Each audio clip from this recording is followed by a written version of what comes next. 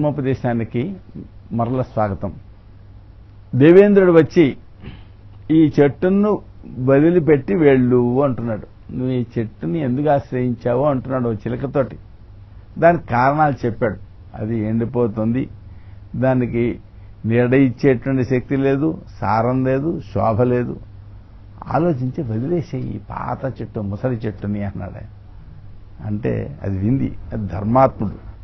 ఆ చిలుక చాలా గట్టిగా నిట్టూర్చింది, దీనంగా ఇలా పలికింది, అనతిక్రమణీయాని దైవతాని శచీపతే యత్రాభవత్తవ ప్రశ్న తన్నిబోధ సురాధిప.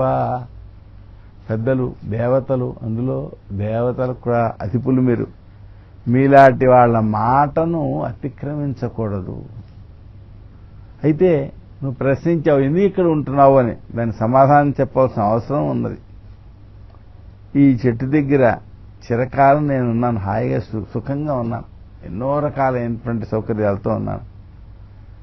నా చిన్నతనంలో నా శత్రువులు వచ్చి నన్ను పీడించకుండా ఈ చెట్టు కాపాడింది. దాని త్వరలో హాయిగా ప్రశాంతంగా నివసించేదాన్ని. మరి ఇప్పుడు అది హీనస్థితిని పొందిందని దయాభావాన్ని వదిలిపెట్టి ఇది ఇప్పుడు వైఫల్యమైంది కనుక, పళ్ళు లేనిది కనుక వదిలిపెట్టి పోమంటున్నావు. మరి నేను దయతోటి దాని పట్ల భక్తిభావంతో ఇది చిన్నప్పటి నుంచి నన్ను పోషించిందని నేను దీన్ని వదిలిపెట్టి వెళ్ళటం లేదు. సత్పురుషులకు దయ అనేది గొప్ప లక్షణం, ఇది గొప్ప ధర్మం కూడా. దయాభావం అనేది సామాన్య ధర్మం కాదు. సత్పురుషులకు, సాధువులకు దయ అనేది చాలా ప్రీతిని కలిగిస్తుంది. కనుక ఇతరుల పట్ల దయాభావంతో ఉండడం అనేది అది ఒక గొప్ప ధర్మం. అది చూచే వాళ్ళకు కూడా ఆనందాన్ని కలిగించేటువంటి లక్షణం. నిజానికి దేవతలకు ఏదైనా సందేహం వస్తే ధర్మ విషయంలో నిన్నే అడుగుతారు. అందుకనే నువ్వు దేవదేవుడివి, దేవతలకు కూడా అధిపతి అయినటువంటి వాడివి, ఇంద్ర సింహాసనంపై ఉన్న దేవేంద్రుడివి. నన్ను ఈ చెట్టు వదిలిపెట్టి పొమ్మని చెప్పడం అనేది తగదయ్యా దేవేంద్ర. ఇది బాగా ఉన్నప్పుడు దీన్ని ఆశ్రయించి, ఇప్పుడు ఇది హీనస్థితి వచ్చినప్పుడు దీన్ని వదిలిపెట్టి పోవడం ఎలా? నేను ఎలా వదలగలను చెప్పు అన్నది. అంటే దేవేంద్రుడు నవ్వాడు, సంతోషం కలిగింది ఆయనకి. ఇది చాలా ధర్మాత్ముడు అనుకుని, ఓ చిలుక, నీ దయాభావం చేత నేను చాలా సంతోషించాను, వరం కోరుకో అన్నాడు. అంటే ఆ చిలుక వరం కోరింది. ఏం కోరాలి? ఎవరైనా ఏం కోరుతారు? వాళ్ళకి ఇష్టమైన వస్తువులు ఏవో కోరుకుంటారు. కానీ చిలుక కోరింది ఆనృశంస్య పరో అనిత్యంతస్య వృక్షస్య సంభవం. ఆ దయాభావం చేతనే ఈ చెట్టు మళ్ళీ బాగా ఏపుగా ఫల పుష్పాలతోటి, వృక్షాలతో, ఫల పుష్పాలతోటి, కొమ్మలతోటి, రెమ్మలతోటి ఉండాలి అని కోరుకుంది. చూడండి ఎంత మంచి కోరిక కోరిందో. దేవేంద్రుడికి అర్థమైపోయింది ఈ చెట్టు యందు దీనికి చాలా భక్తిభావం ఉంది, దృఢమైనటువంటి భక్తిభావం ఉంది. ఈ చిలుక శీల సంపద చాలా గొప్పది. సంతోషించాడా? ఏం చేశాడు? దేవలోకా నుండి అమృతం తీసుకొచ్చి దానిపైన చల్లాడు. అమృతం కురిపించేటప్పుడు ఏమైంది?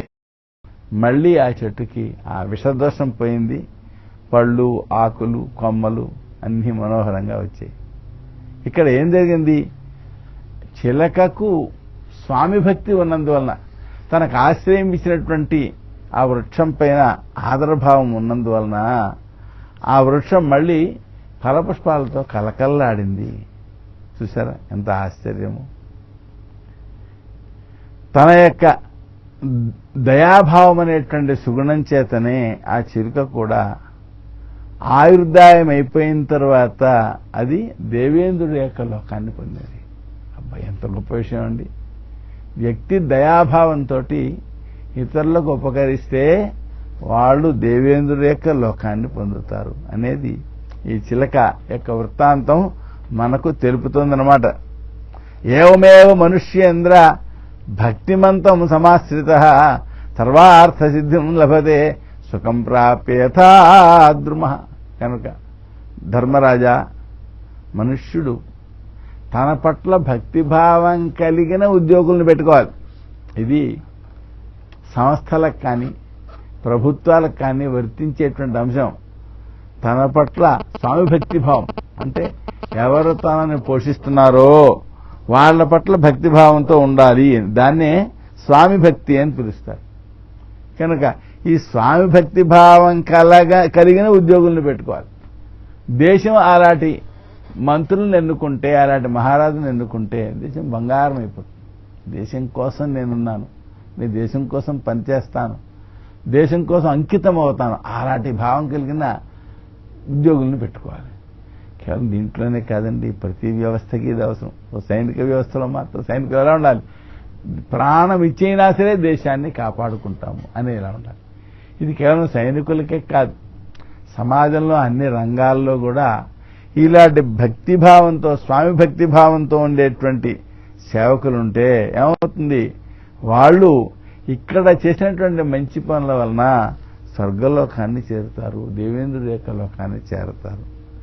ఏవమేవ మనుష్యేంద్ర భక్తిమంతం సమాశ్రితః సర్వార్థ సిద్ధిం లభతే సుఖం ప్రాప్య యథా ద్రుమః. ఒక చిలుక తన త్వరలో తన ప్రమేయం లేకుండా నివసించినందువలన ఆ చిలుక ఏం చేసింది? తాను నివసించినటువంటి చెట్టుకి, తనకు ఆశ్రయం ఇచ్చినటువంటి వృక్షానికి అది మళ్ళీ ఆయువు మరి ఆరోగ్యం కలిగేలా చేసింది. కనుక ఇలాంటి సేవకులనే కనుక తన దగ్గర పెట్టుకున్నట్లయితే వాళ్ళ వలన ఇతడు అభివృద్ధిని పొందుతాడు. దేవేంద్రుడు చెప్పినప్పటికీ కూడా ఆ మాట పట్టించుకోకుండా ఆ చిలుక తనకు ఆశ్రయం ఇచ్చినటువంటి వృక్షం అభివృద్ధి పొందాలి అని కోరుకుంది. అంత మంచి హృదయం కలది కనుకనే ఆ చిలుక కోరిక ప్రకారం ఏం జరిగింది? తాను నివసించిన వృక్షానికి మేలు కలిగింది. చూశారా? కనుక ఒక వ్యవస్థ కానీ ఓ దేశం కానీ తన దగ్గర చేరేటువంటి పరిచారకుల్ని, ఉద్యోగుల్ని ఆలోచించి బాగా పరీక్షించి ఇలాంటి సంరక్షణ కలవాలని చేరదీయాలి. చేరదీస్తే వాళ్ళ వలన సంస్థ కానీ దేశం కానీ అభివృద్ధి పొందుతుంది. దాని ద్వారా అందరికీ కూడా మేలు సమకూరుతుంది అని చెప్పడం జరిగింది. సరే, ఎంత మంచి ధర్మాన్ని చెప్పాడు.